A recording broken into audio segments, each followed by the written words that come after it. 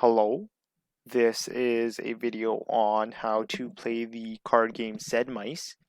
Sedmice is a card game that's played in Bosnia, Herzegovina, Serbia, and Croatia. Um, it belongs to a group of trick-taking games in which a card can be beaten only by an equal card or by a 7. So, you may also have heard of a card game known as Suster. Sedmice and Suster are two names referring to the same card game. In terms of the game can be played by 2 players or 4 players sitting in fixed partnerships, with the partners sitting opposite from each other. In this case, we're playing with 4 players in fixed partnerships, so my partner is Norris, and then Rox and Chuck are also a partnership here. What you'll need is a 32 card deck. This is your standard 52 card deck, but the 2s through the 6s are removed from each suit. So, the cards in each suit are from highest to lowest are ace being the highest and 7 being the lowest. Ace, king, queen, jack, 10, 9, 8, 7. Now, aces and 10s are worth 10 points each, and the other cards are worth nothing. The side that wins the last trick scores an additional 10 points, so that there are 90 points available in total in a singular round. The deal and play are clockwise. So, since aces and 10s are the only cards worth points, it is not hard to see that you want to take tricks with aces or 10s in them in order to get points. If you win any other trick, it's pretty much useless, other than the fact that you'll have the advantage of being able to lead the next trick, whether you consider that an advantage or not. So in terms of the deal, any player may deal first. 4 cards are dealt to each player. As you can see, I have 4 cards here. Each other player has 3 cards left. That is because they have already played one. The remaining cards are stacked face down on the table. As you can see in this bottom left corner, these are our remaining cards right here. The player to the dealer's left leads the first trick. Each player, in turn, plays 1 card face up on the table. Any card may be played. There are no restrictions. So, it does not matter what card you play, any card may be played. This is a very weird trick-taking game because the highest ranking card does not win the trick. It is so unique, and that it is one of the only few trick-taking games. I think there are only about 3 out of all the card games in the world which follow the same format. So, to win a trick, it is necessary to play either a card that is equal in rank, led by the player who began the trick, or a 7. The trick is won by the last equal card or 7 that is played to it. So, in this case, the player who began the trick was Rox, right? And Rox played a 9. And so in order to win the trick, the player who wins the trick is the player who most recently played either a rank matching the lead rank or a 7. So in this case, the player who would win the trick would be the player who most recently either played a 9 or a 7. Suits do not matter here. I forgot to mention that is an important aspect here. And so after each player has played a card, there are 3 possibilities. The winning card was played by the player who led the trick or this player's partner. The trick ends and the leader's team collects the cards and stores them face down. In this case, the trick will be won by me and Norris because Norris was the player who most recently played a card matching the lead card. What I'm going to do is I'm going to play 10 because I know Norris is going to win. And so let us talk about why the trick continued there. So basically, the winning card was played by an opponent of the player who led the trick. And so let's say the winning card is played by the team who led the trick, and then the trick ends. In this case, the winning card was played by Norris. We were the team that did not lead the trick. So, in this case, the player who led the trick can continue the trick by playing another card, which must be a card that is equal to the original lead card or a 7. In this case, each player in turn must play another card. In this case, Chuck played a 7 there, right? And so Chuck would then. So what basically happened was the team that did not lead the trick, in this case me and or Norris and I, we won. We played the winning card, right? If the trick were to end, we would win. If that happens and the team that did not lead the trick plays a winning card, then the other team who led the trick has an opportunity to either play a card matching the lead rank, or they can play a 7. And so that's what Chuck did there. This continues again, and this can continue again and again, right? If an opponent of the leader is still winning and the leader has suitable cards to lead.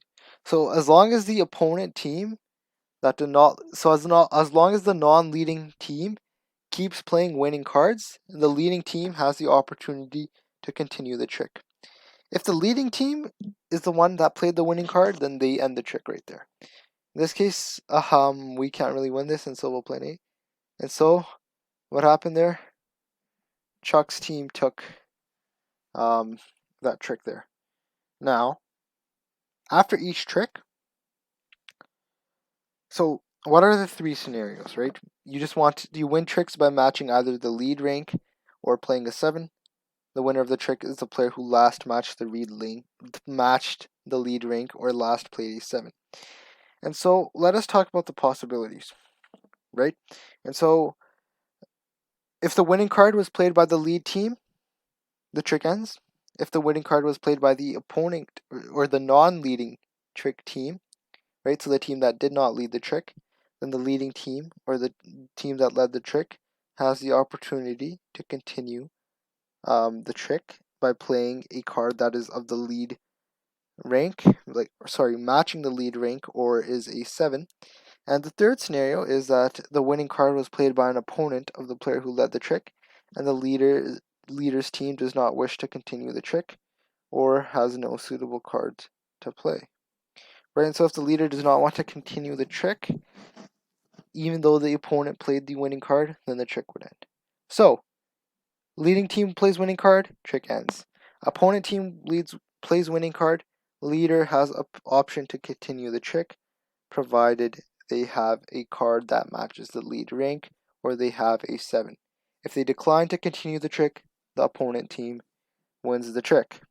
After each trick, players draw cards from the stock, in turn, 1 card at a time, beginning with the winner of the trick, until everyone either has 4 cards again or the stock runs out.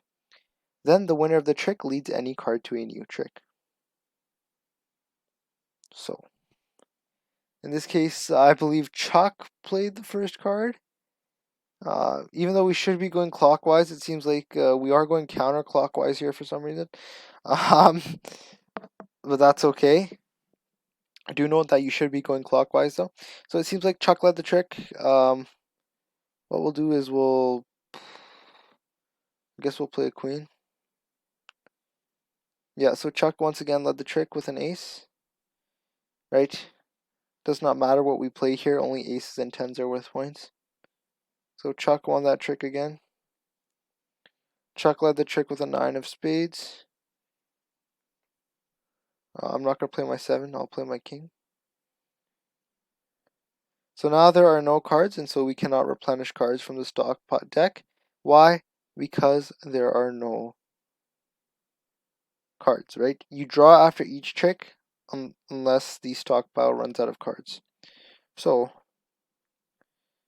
let us continue playing here. Chuck led the trick. I'm going to play a 7. Now Chuck played another 7. Oh no, they are going to win the trick there because Chuck played a 7, right? So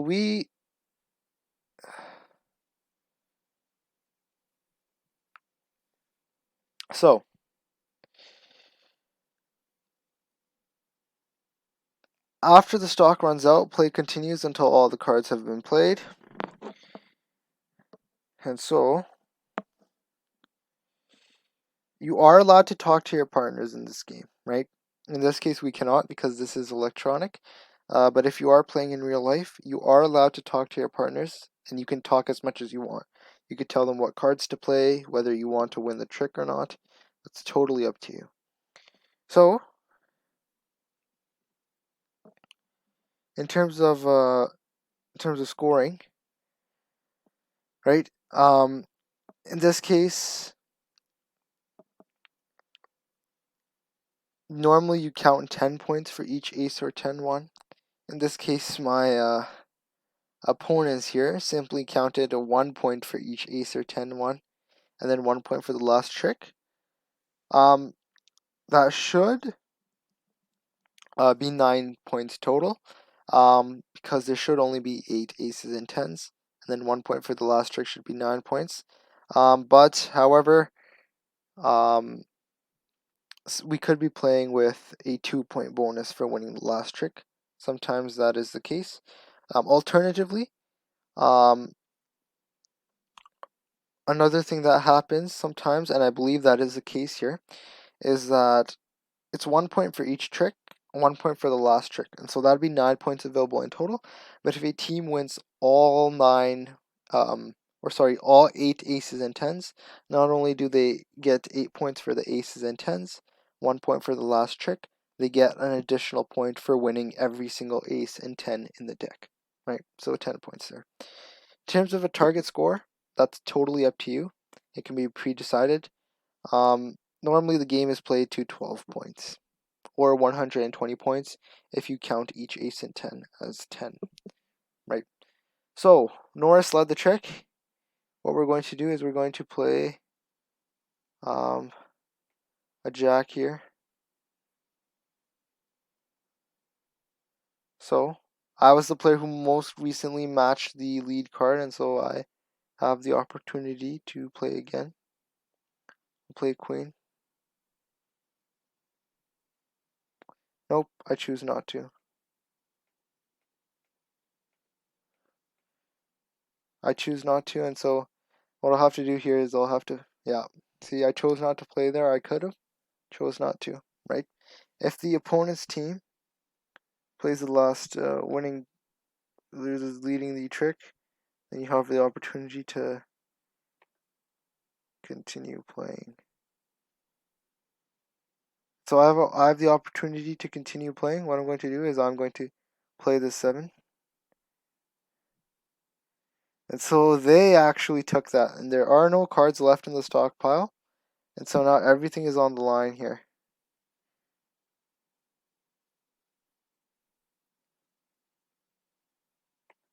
Nope.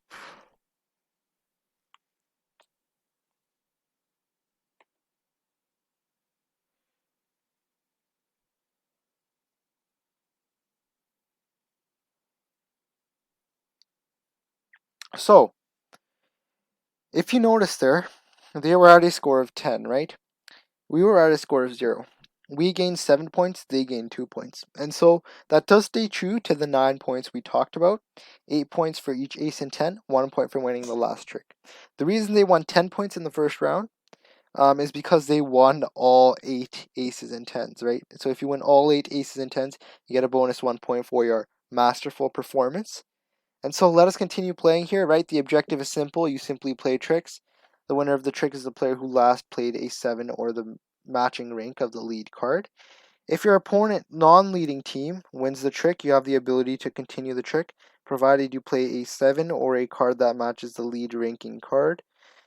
If the leader team wins the trick, then they simply win the trick. And if your opponent wins the trick, you can decline and choose not to continue the trick. I did not mean to do that. Why did I do that? Okay, that was a little sad there, but that's okay. It happens. 9, queen. We'll get rid of our king there. Jack, 8, 9. We'll get rid of our king. Queen, king, ace. I want to take this with a 7. So he chose to continue the trick there. I want to take this with another 7. So now he played a 7. Oh no, and they are going to take all of these. So they took 5 there. They're going to take the remaining 3 as well, and then another. They're going to get 10 points because they took all 8 aces and 10s there, right? So the scoring is pretty simple. 1 for each ace and 10, 1 for winning the last trick, and 1 point if you take all 8 aces and 10s. So the game of Sedmice is pretty simple, right? It's unique, it's fun. I highly recommend you play it, right? And so that wraps up how to play the game of Sedmice. I hope you enjoyed, and thank you for watching.